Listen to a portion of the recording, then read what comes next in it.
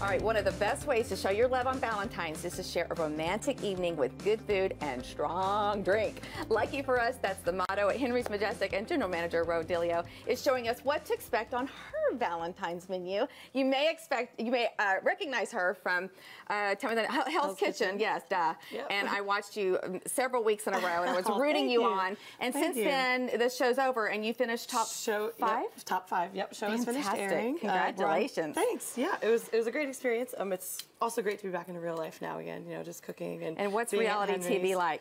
You know, when the people do this, like reality. It's not reality. It's kind of the same thing. Okay, yeah. I got you. All right, I'm more interested in this beautiful dish that we're going to make, and we could make it at home, or we could come see you, right? Yes, you can. Okay. This is one of the things we're going to make beef Wellington today. So a lot of people are afraid to cook it at home because it is so fancy. It is very heavy on the prep part of it. But what I like to do it at home, because once it's prepped, you can kind of go and spend time with your loved one and just put it in the oven and come back to it later. So it's kind of one of that good thing where you can impress them by you can be in the kitchen for a while, and then once it's in the oven, you're kind of in the clear.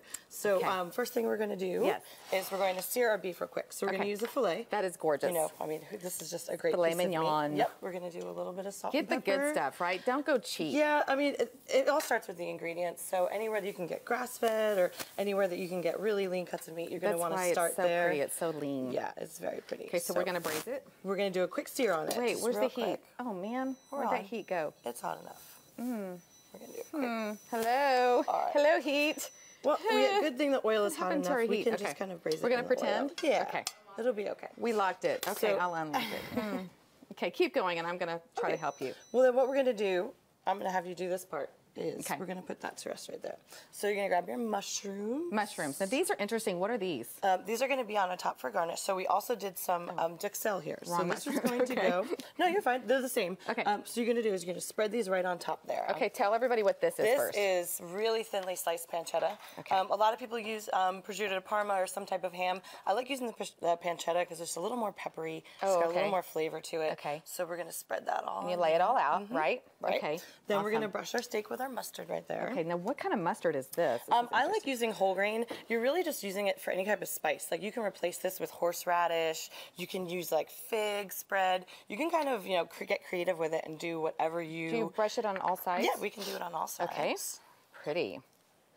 Ooh, that's gorgeous mustard. Yeah. Okay. And I like the spicy mustard, so I'm going to go with the whole grain for sure. Okay. All right, now we are going to...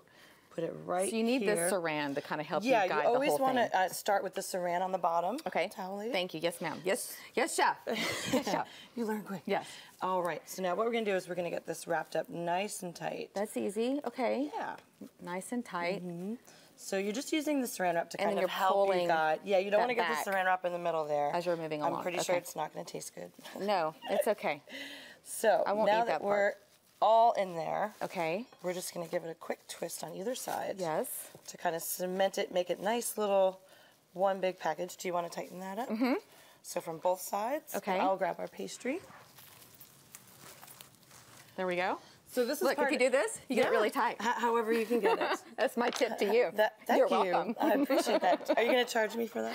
No. We'll share tips. It's all good. We share. Okay, so then what? So now we're all tightened up there. Yeah, so it's like a tight little meatball. Right. So now we're going to actually unwrap it so we can wrap it into our pastry. I might have wrapped it too tight. No, that's perfect. We're down to 2 minutes, and we got to get that meat unwrapped. Let's get it unwrapped. Okay. All right. Now it's nice and tight. Everything's tucked in. Everything's tucked in. You have that beautiful pancetta on the outside. That's really pretty. That's really pretty.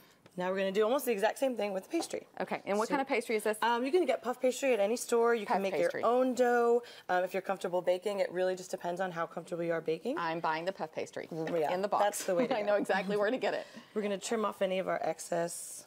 Oh, and then we just put some butter and garlic on that, and then we bake it and eat that while you're right there. With the wine. You're right there. Sprinkle some Parmesan cheese on it or something. You can put a lot of stuff on the top. I got good ideas with my scraps. You can do everything you want with the scraps. Okay, pretty. So you tuck it in, and then you obviously pop it in the oven for... Yep. We're going to just seal it up real quick again. Okay. And then you pop it in the oven. Yep, you're gonna go in the oven for about 30 minutes, right? That's why I like doing this just too, because you have 30 minutes to kind of serve some appetizers or have a glass of wine. Go kiss. Talk up your sweetheart. I'll be back. Can I get this out of the oven? Yes, ma'am. We're limited on time here, and I want everybody to see this beautiful finished product. Yes, ma'am. So we can pop it right onto the board. Look how gorgeous that is. It needs to go to the cutting board? Yes. So okay, we're gonna it's super take hot. that up. Careful, Yes. chef, careful. Okay.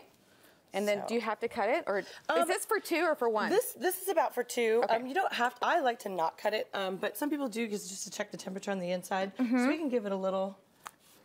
We're just gonna check. Just the so we can see the inside. Yeah. Ooh. So you have all your layers. You have your meat all tucked inside.